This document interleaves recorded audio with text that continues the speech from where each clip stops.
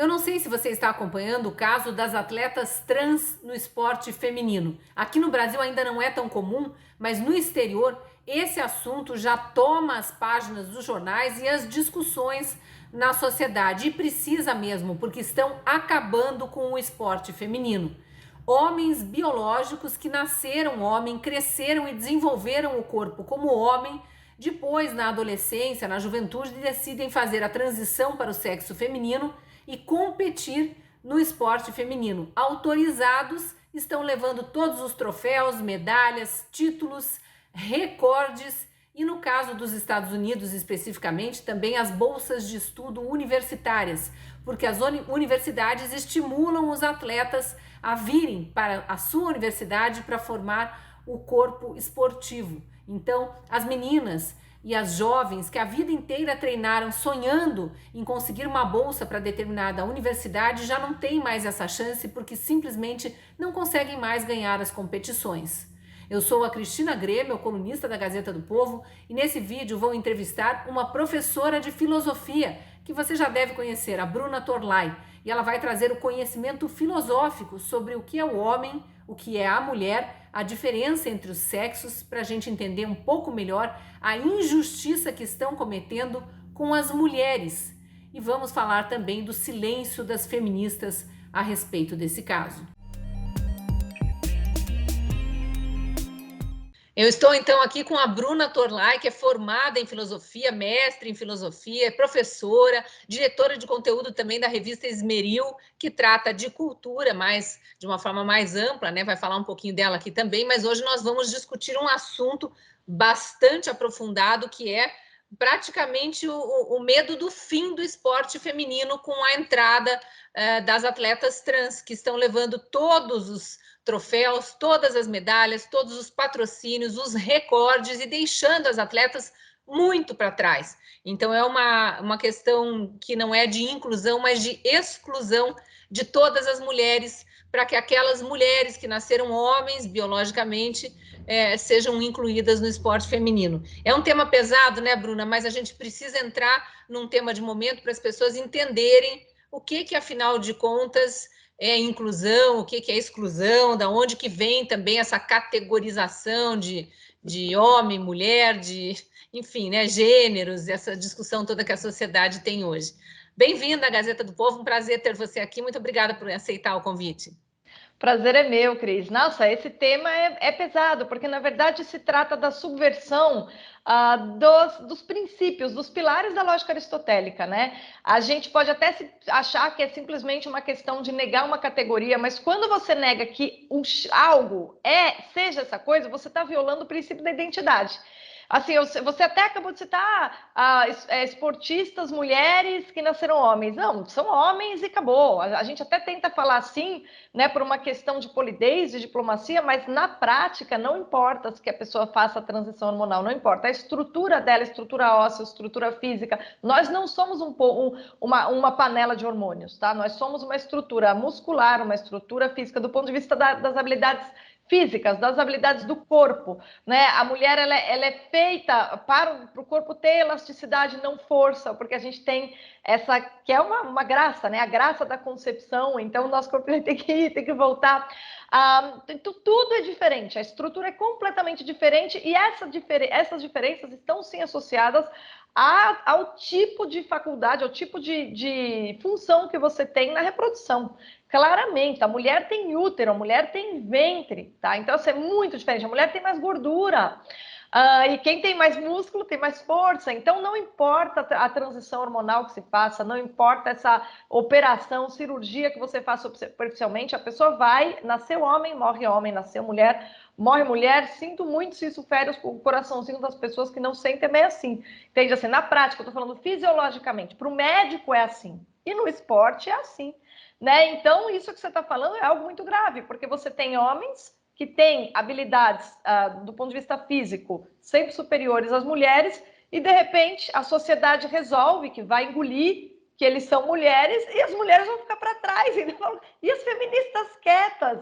Isso é insano, Cris. Quer dizer, você está Esse é um violando... outro ponto que eu quero abordar com você, é o silêncio das Caramba! feministas, porque fere um direito das mulheres, que é o direito de competir de igual para igual, competir com outras mulheres, com estrutura física parecida, porque a gente está vendo casos, especialmente nos Estados Unidos, que isso é muito forte, porque a gente sabe o preço, né, o custo das faculdades americanas, e que muitas jovens conseguem bolsa graças ao seu desempenho esportivo. Então, há casos, e não são poucos, de meninas que desde muito novinhas são treinadas, né, para ser atletas. As famílias estimulam, obviamente que elas gostam também e querem essa vida de atleta, mas já pensando na bolsa universitária, e elas estão perdendo o acesso a todas as bolsas, além de perder o estímulo para a competição. Então é gravíssima a exclusão das mulheres, e as feministas não falam nada. Mas antes da gente entrar nas feministas, eu queria só dar alguns detalhes aqui para quem não acompanhou essa notícia da Lia Thomas, nascida William Thomas, foi homem até recentemente. Ela começou a transição hormonal na pandemia, então é muito recente. É claro que para entrar no esporte feminino seguiu regras, mas são regras muito questionáveis. A Ana Paula Henkel, mesmo que é uma ex-atleta, medalhista olímpica brasileira, fala muito disso. Acho que no Brasil foi a primeira a encampar essa luta pelo esporte feminino, mesmo que o nível de testosterona dos homens biológicos que fizeram a terapia hormonal de transição esteja abaixo do limite, os tais dos 10 nanomols lá de exigência da Confederação Internacional, mesmo assim, as atletas mulheres passaram a vida inteira sendo testadas na sua testosterona, porque mulher também tem testosterona, para ver se elas não tinham incorrido em doping, se elas não tinham tomado mais testosterona para ganhar musculatura, para a ossatura ficar mais forte, para a capacidade pulmonar ampliar, a própria capacidade cardíaca de circulação de sangue, que é toda diferente nos homens e que dá resultado no desempenho em competições esportivas, obviamente. E aí, esses homens que viraram mulheres porque fizeram uma transição hormonal, o passado todo de testosterona que formou aquele corpo robusto, pouco importa. É a partir de agora que eles avaliam. Então, realmente, há uma desonestidade na competição mesmo, não é desonestidade a melhor palavra, a gente tem que até medir as palavras para não ofender, porque a ideia não é essa, né? A Mas ideia é só mostrar na real o é que uma está acontecendo com as disparidade, né? mulheres atletas. É uma disparidade, né, Cris? Acho que Uma esse é o termo. disparidade. Então, a Lia Thomas, enquanto competia na natação masculina, sendo um bom nadador, nunca conseguiu passar da posição 462 no ranking masculino. E atualmente é não só a campeã nacional universitária americana, como a recordista. Mulher nenhuma nunca conseguiu atingir os recordes que ela vem atingindo nas piscinas. E coisa assim de 2 segundos, 7 segundos de diferença para a segunda colocada, o que em natação é uma diferença estratosférica. Então, realmente é muito preocupante. Me alonguei aqui, mas só para contextualizar porque que a gente entra nesse tema, para chegar no silêncio das feministas. Diga lá. Não, é perfeito, Cris. E foi muito bom esse detalhe que você trouxe sobre os segundos. A gente sabe, se a gente observar a competição de natação, você vai perceber que às vezes é por milésimos, né? O cara, um bate a mão ali, o outro vem em seguida. Assim, às vezes, raramente você tem um segundo de diferença, né? Eu lembro, do César Cielo, que eu acompanhei na época, né? Que ele ficava treinando para perder tantos milésimos. Então, assim, é um negócio, é muita diferença, né? E o que me choca mais, assim, além, já vou falar do silêncio das feministas, mas o que me choca mais é que a partir do momento que a gente começa a medir o ser humano em níveis de testosterona, tanto quando a gente começa a repetir aquela falsa medida do homem que deu espaço para você comparar, reduzir a natureza humana a uma fisiologia.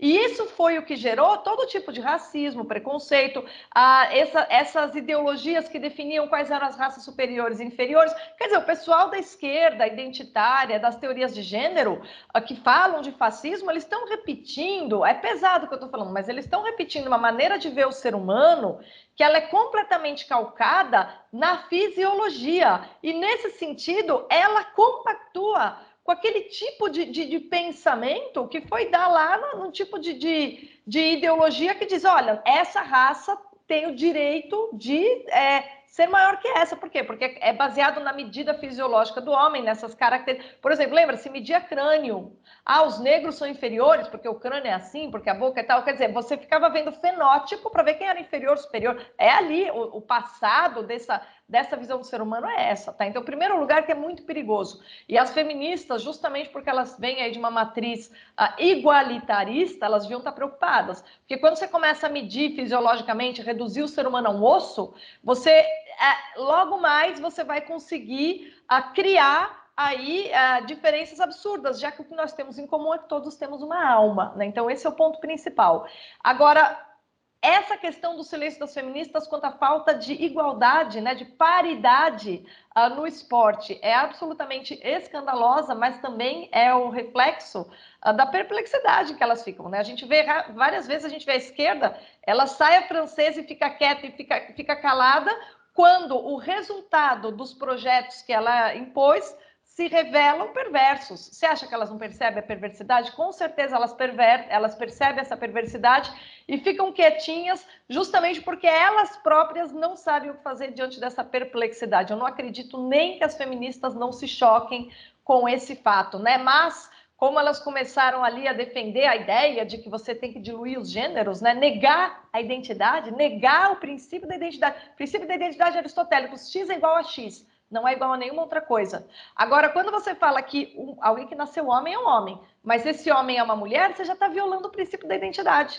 E é isso que a gente tem em engenharia social. A base da engenharia social é você violar o princípio da identidade. Pega aquele romance do H.G. Wells, A Ilha do Dr. Monroe, que ele mistura seres humanos a bestas. Ele está violando o princípio da identidade do homem como animal racional. O homem não é mais um animal racional, o homem é como animal. Então, assim, vem de lá de trás, né? Desde aqueles do H.G. Wells que eu citei, que é o autor do livro Conspiração Aberta, que é a Bíblia, né, dos globalistas. E a gente fala isso, e é bom deixar claro, né? Hoje em dia tem que deixar tudo claro para não deturpar e não tirarem de contexto, que aqui não tem nenhum preconceito à comunidade LGBT, pelo Claro, contrário, as pessoas Deus. têm todo o direito de ser o que quiserem, é só uma luta pelo esporte feminino aqui, né? O tema que a gente está trazendo, para manter o esporte feminino, porque muitas meninas, muitas jovens estão desistindo dos seus esportes, já aconteceu na luta livre isso, porque obviamente a força de uma mulher jamais vai aguentar a força de alguém que nasceu homem e foi homem, cresceu homem, com testosterona e todas as habilidades masculinas por 15, às vezes 20 anos, até decidir fazer uma transição de gênero. Né? E deixar claro também que dentro da própria comunidade LGBT já há vozes dissonantes. Por exemplo, uma esportista conhecidíssima, Martina Navratilova, que é tenista, que é casada com uma mulher que é treinadora de tênis. As duas, desde o início, também se posicionaram contra a entrada de mulheres trans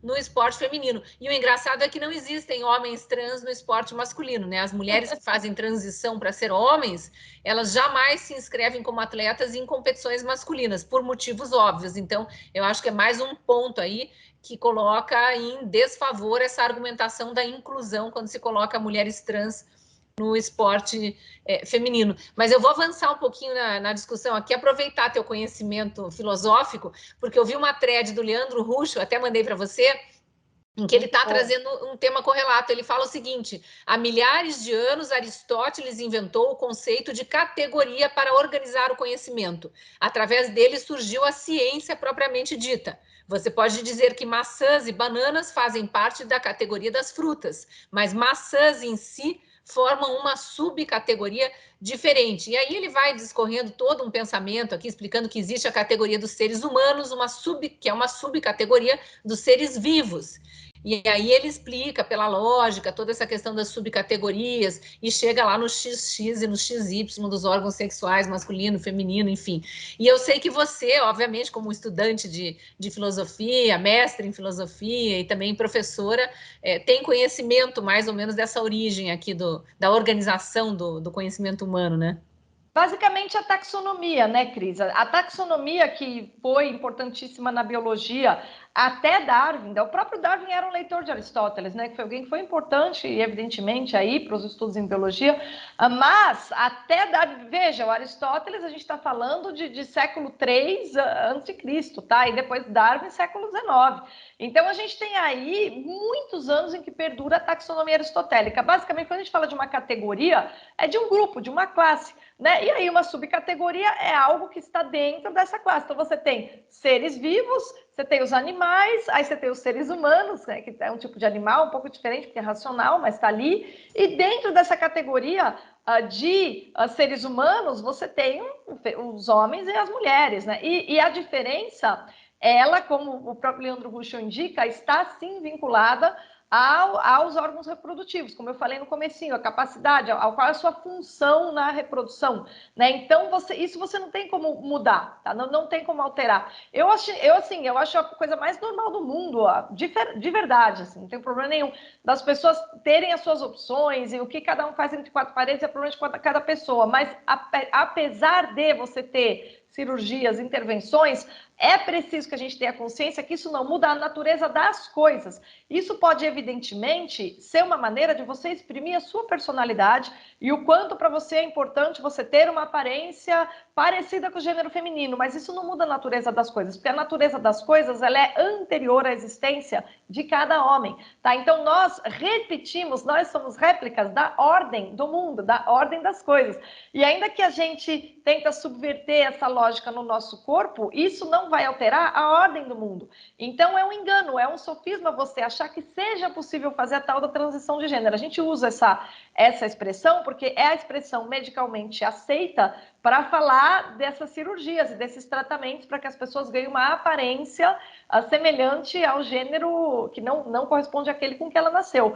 Mas na prática, se você considerar a ordem do mundo, isso não vai mudar. O Leandro Ruschel cita, se eu não me engano, eu acho que ele cita nessa thread aquela história de que não adianta você, ainda que você tenha nascido homem e feito a transição de gênero para ser mulher, se você chegar na sua ginecologista e disser que você se sente mal e que você é uma mulher, ela não vai saber se você tem câncer de próstata, porque mulheres não têm isso, entendeu?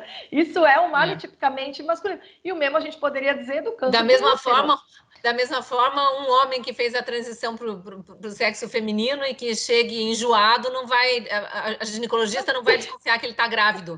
Nunca. Né? Não pode, porque realmente não muda a biologia. Só lendo mais um trechinho aqui da thread do Leandro, que acho que aprofunda um pouco essa discussão, que aí ele já traz para o lado político, que é, enfim, o que está infernizando as relações humanas nesse aspecto específico. Ele fala o seguinte: o que a esquerda está fazendo é negar a realidade biológica e o próprio conceito aristotélico de categoria. Logo, um ser humano XY que tem aparelho sexual masculino não pode mais ser chamado de homem e nem mesmo de mulher transexual, precisa ser tratado como mulher. O objetivo disso tudo não é proteger as pessoas trans, mas sim destruir a própria ideia de conhecimento objetivo. Se até a natureza biológica do ser humano é negada, tudo pode ser negado, o que representa o alvo maior do movimento revolucionário. Então, aí tem, claro, sempre uma intenção por trás que, às vezes, quem está no meio dessa discussão toda sequer imagina.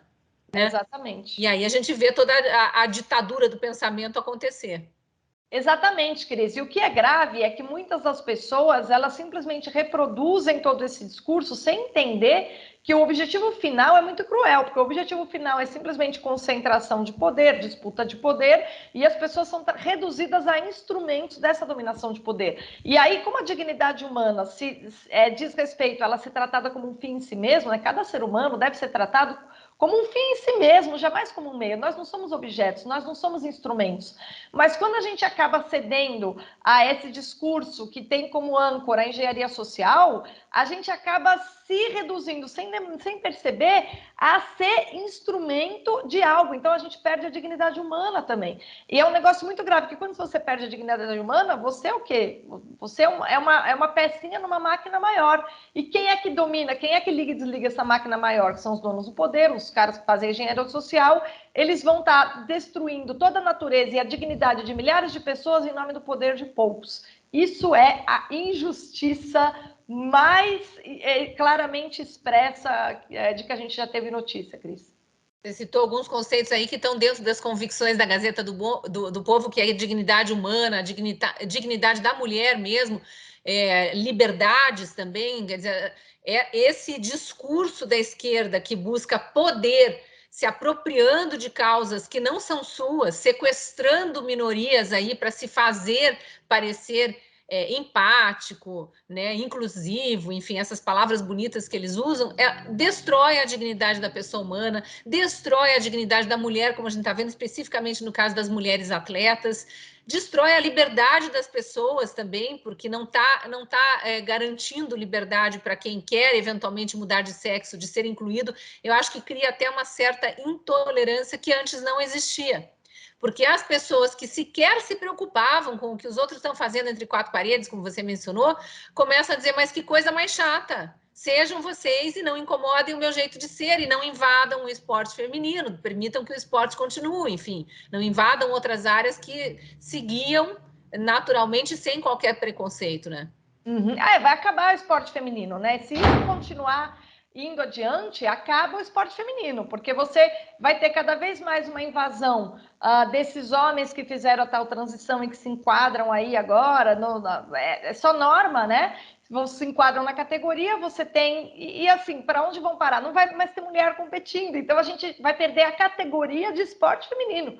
Então, veja, a partir do momento que você ataca o Leandro Ruschel cita aí, né? Isso é um ataque ao próprio conceito de categoria, mas o conceito de categoria, que é uma parte da lógica de Aristóteles, está ancorado nos 3 princípios basilares da lógica: o princípio da identidade, o princípio da não contradição, o princípio do terceiro excluído. Eu faço a relação entre a erosão desses princípios e a engenharia social numa palestra que eu vou lançar logo mais, né, com base no livro que eu mencionei, porque é importantíssimo. Então, esse conceito de categoria que o Leandro cita muito bem, que é perfeito para falar de gênero masculino, feminino, sexo feminino, masculino, ele está dentro dessa âncora maior que é da lógica aristotélica. O problema é que se você vai promover a erosão da lógica, a gente não consegue conversar, a gente não consegue organizar a sociedade, a gente não consegue saber quem é quem, a gente não consegue sair do caos, a gente não consegue ter harmonia. Não existe harmonia no caos. No caos existe guerra, dor, dificuldade e desarmonia. É para aí que a gente quer caminhar? Esse é o problema, Cris.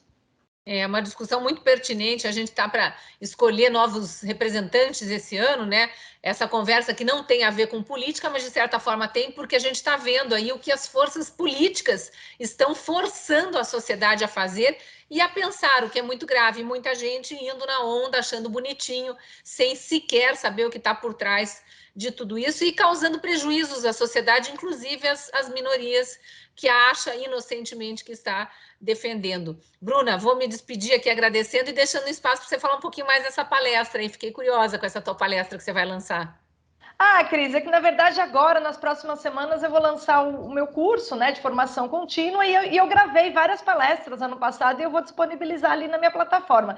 Quem me segue no meu canal do YouTube, é só procurar Bruna Torlai no YouTube ou no Instagram, logo mais vai ter notícia de todo esse material. É um material que eu fui gravando, conforme eu fui dando aulas por aí, fui registrando, e aí agora eu vou disponibilizar, justamente porque hoje em dia tem muita gente que não é aqui de São Paulo, né, eu dou aulas presenciais aqui em São Paulo, mas aí para que um público maior tenha acesso, eu gravei, editei e agora eu vou colocar esse material aí à disposição de quem quiser ter algumas direções para se aprofundar um pouco mais em todos esses temas que nos perturbam tanto, né? Porque eles são realmente muito importantes, como você mostrou aqui com essa discussão. E é importante não só por conhecimento humano, mas para nos dar base para argumentação na hora que a gente é confrontado, né, com essas questões do momento atual.